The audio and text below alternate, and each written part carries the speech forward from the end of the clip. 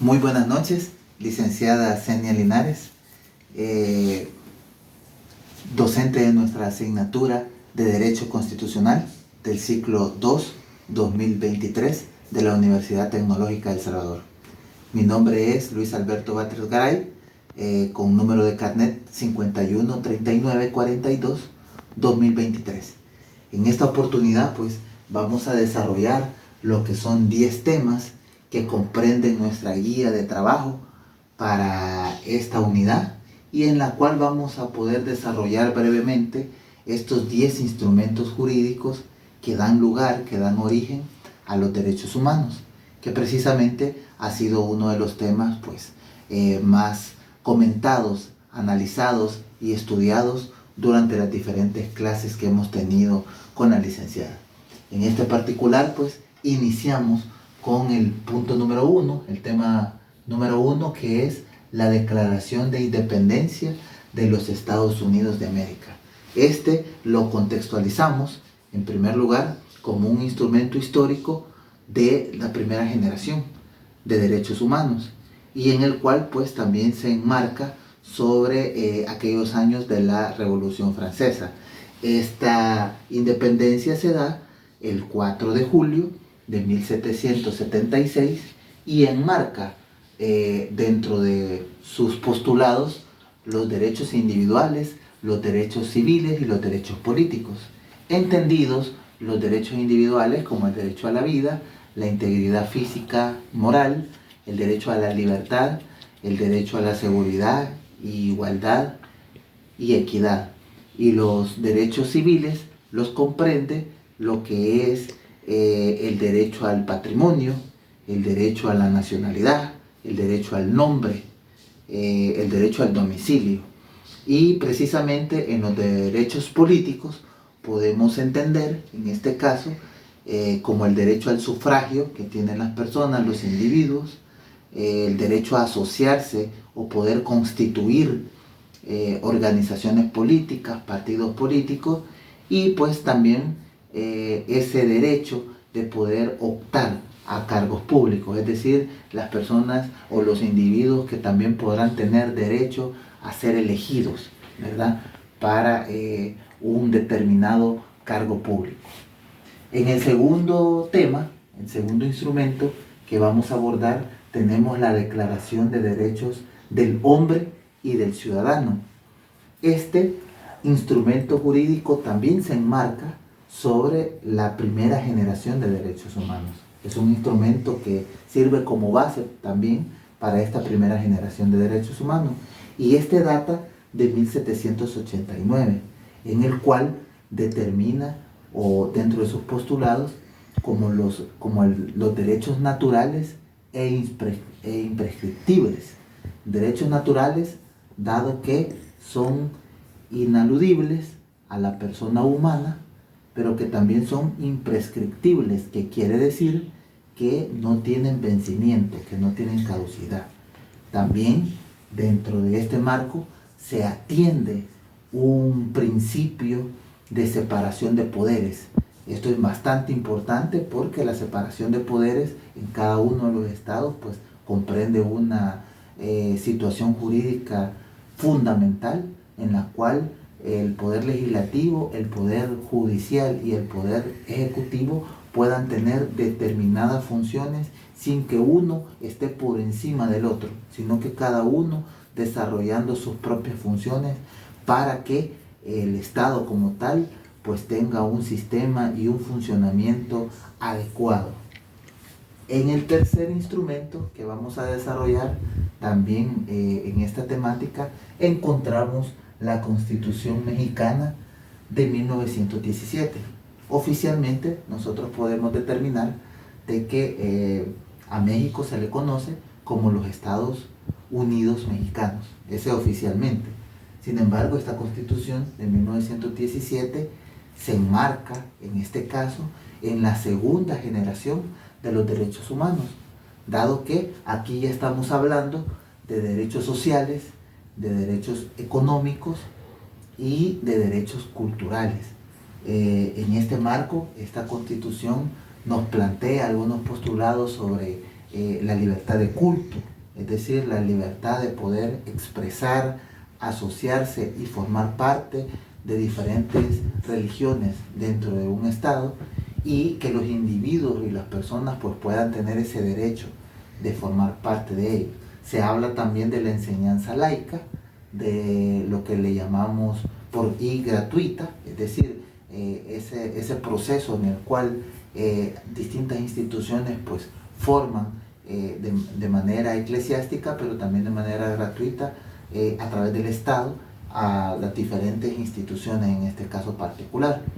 Y destacamos de la Constitución Mexicana de 1917 un derecho muy importante, un derecho social muy importante, que tiene que ver con donde se determina que las horas de trabajo o la jornada laboral no puede exceder de un máximo de 8 horas. Es uno de los postulados más importantes, porque es un derecho social en el cual pues va en favor del trabajador, de la trabajadora, de la persona humana, en la cual pues ya no pueda excederse precisamente de esas 8 horas laborales. Decíamos entonces que esta Constitución forma parte de los instrumentos jurídicos de la segunda generación, dado que habla de esos derechos sociales, del derecho al trabajo, del derecho a educación, salud, y también de derechos económicos, como la persona humana pueda participar de la actividad económica de un país, y de los derechos culturales, que en este vamos a ejemplificar esa posibilidad y ese acceso que las personas o los individuos tienen a la cultura y al ámbito artístico de un país o de un estado. En el cuarto de los temas, o en el cuarto de nuestros instrumentos jurídicos, encontramos lo que es la Constitución alemana de Weimar. Este instrumento se enmarca en lo que es en la primera generación de derechos humanos, dado que también viene a fortalecer el tema de los derechos individuales, el tema de los derechos civiles y de los derechos políticos. Precisamente en este se establecen, a través de una crisis económica profunda, de una situación, de un contexto político en Europa, en el cual pues se ve influenciado por algunos golpes de estado militar, se ve influenciado por algunos movimientos de izquierda que intentan hacer algunas revoluciones en estos países, y precisamente dan surgimiento a mecanismos democráticos de alguna manera novedosos. Por ejemplo, se establece la posibilidad de elegir al presidente a través de un voto popular, más sin embargo, luego este presidente designa o elige a un canciller para que sea este quien pueda gobernar o quien pueda ejercer el trabajo de los diferentes ministerios con otro equipo de trabajo. Eso lo vemos también en algunos tipos de gobierno, como las monarquías, en las cuales pues los reyes designan a un primer ministro, y luego este primer ministro pues es el que se encarga de ejecutar las políticas públicas a través de las diferentes instituciones y de los titulares de las mismas. Así que este cuarto tema de la Constitución alemana pues establece precisamente ese marco conceptual y ese marco jurídico. Como quinto tema tenemos lo que es la Declaración Universal de los Derechos Humanos, el cual pues se establece en el 10 de diciembre de 1948, y en el cual pues es un tratado internacional, es considerado como el instrumento jurídico más importante, el primero que retoma más de 30 derechos humanos, en los cuales alrededor de 167 países, 167 estados se suscriben, de tal manera que aceptan, concluyen en estos 30 derechos humanos para poder ejecutarlos, ponerlos en práctica en la sociedad, de los cuales destacamos rápidamente derechos individuales como el derecho a la vida, el derecho a la integridad, el derecho a la no esclavitud, a la no discriminación. En los derechos sociales destacamos la democracia, no solamente en la parte económica, sino que en la parte social. destacamos también los temas de educación, los temas de salud, los temas del derecho al trabajo y mejores condiciones para este mismo. Y pues importante destacar que dentro de la pirámide de Kelsen, como lo hemos estudiado en otros momentos, pues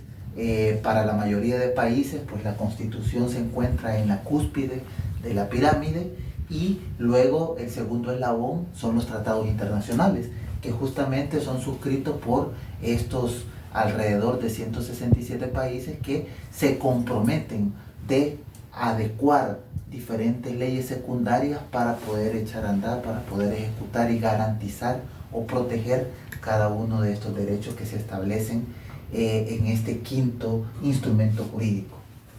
En el sexto de los instrumentos tenemos el convenio sobre el decreto de derecho de sindicalización y de negociación colectiva.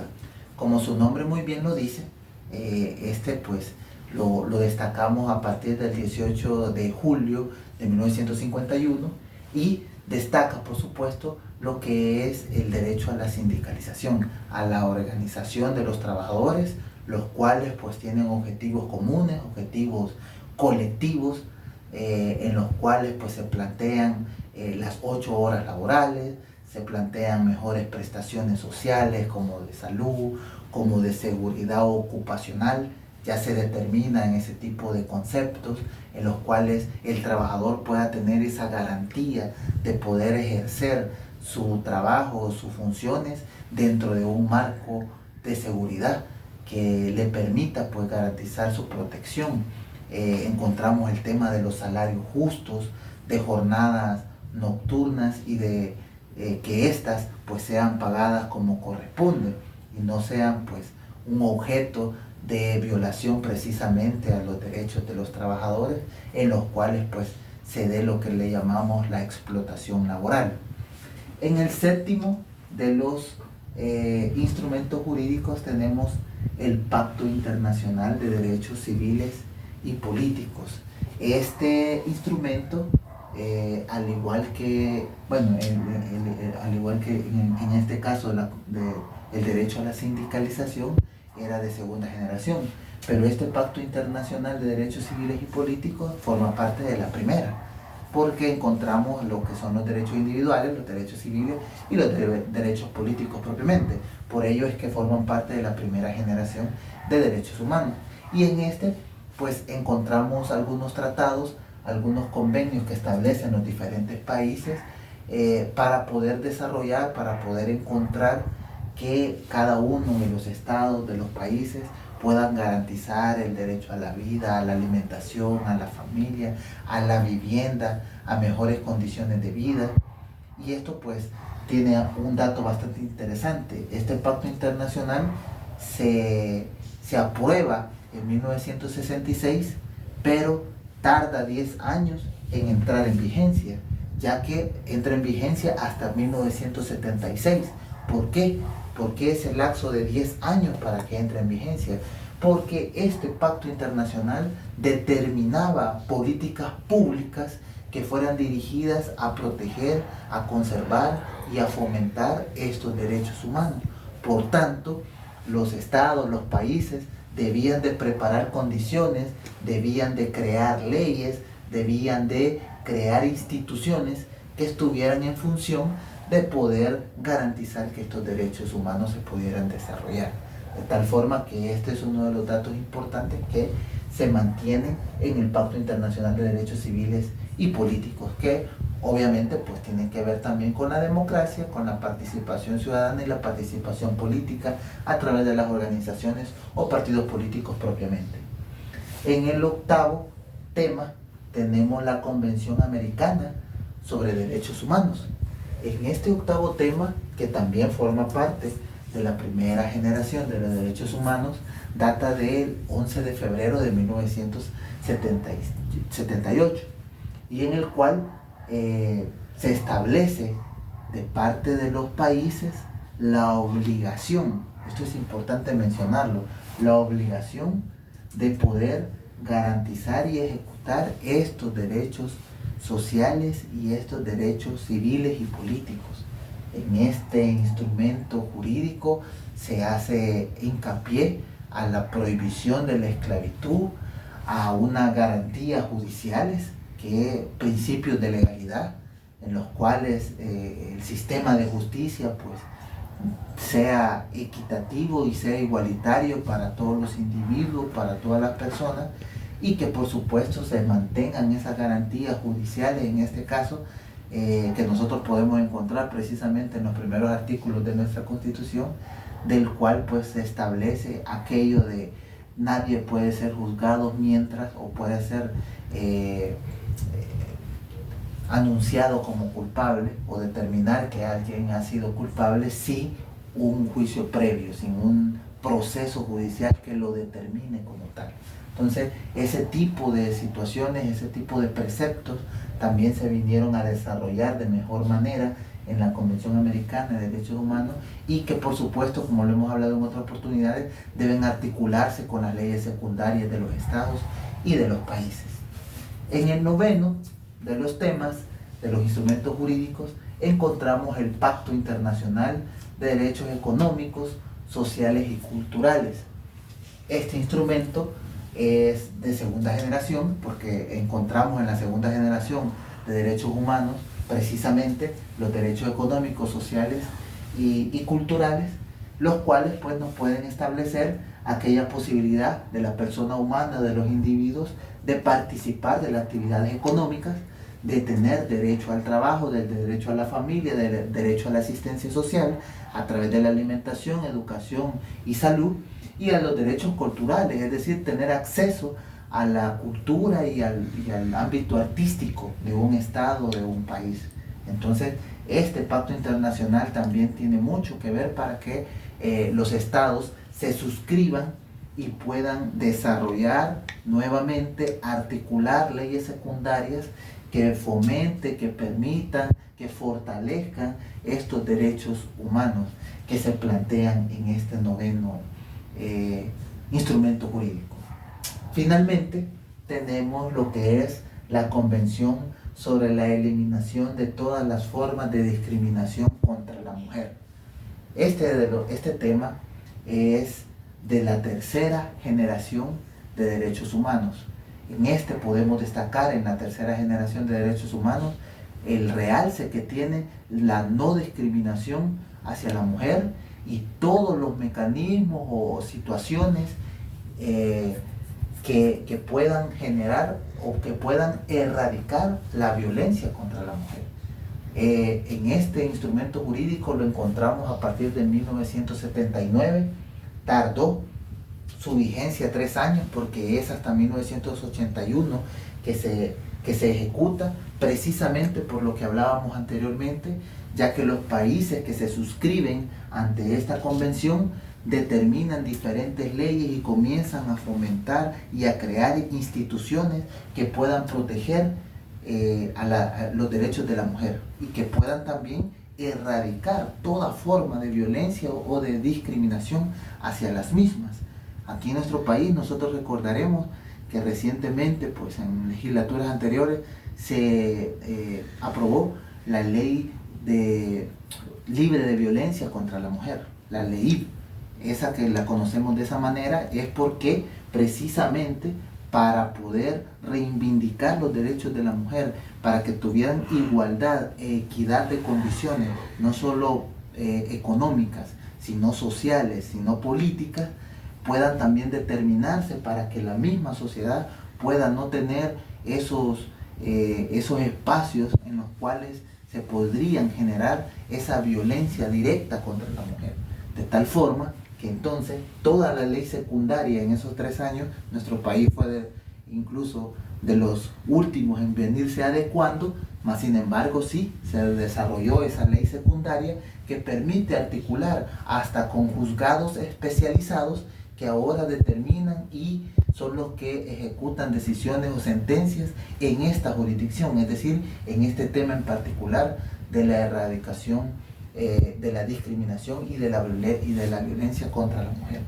De tal forma que, concluyendo con todo este tema, estos 10 instrumentos jurídicos nos han permitido identificar la importancia de los derechos humanos, la primera generación, la segunda generación, la tercera y de una cuarta que no hemos hablado, que sí, pero sí lo hemos visto en clase, que tiene que ver con el acceso a las tecnologías y a los grupos vulnerables, ¿verdad? Como las personas con discapacidad o aquellos que tienen alguna condición social, económica, desigual ante otros. De tal manera, compañeros y compañeras y licenciadas, que de esta manera pues termino mi guía de trabajo y espero haberme dado a entender con los diferentes temas. Muchísimas gracias.